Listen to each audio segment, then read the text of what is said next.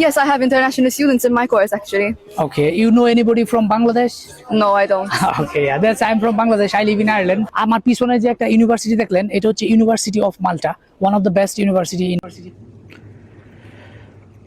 ইউনিভার্সিটিটা one of the best হওয়ার পরেও এইখানে বাংলাদেশি স্টুডেন্ট নাই বললেই চলে।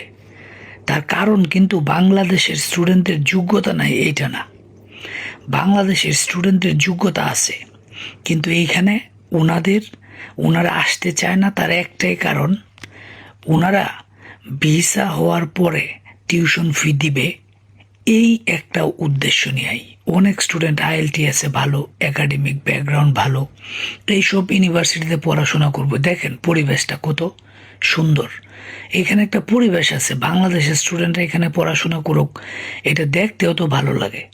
ভালো ভালো স্টুডেন্ট এমন এক কলেজে যায় ভর্তি হয়, আপনাদের বললে আশ্চর্য হবেন।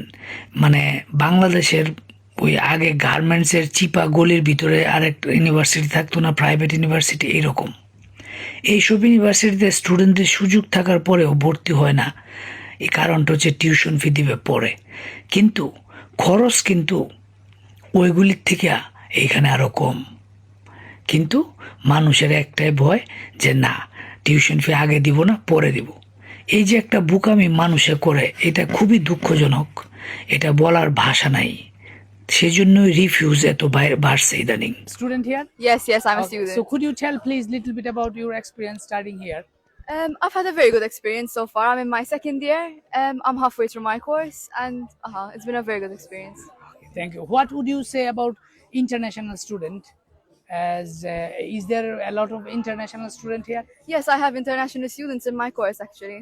Okay, you know anybody from Bangladesh? No, I don't.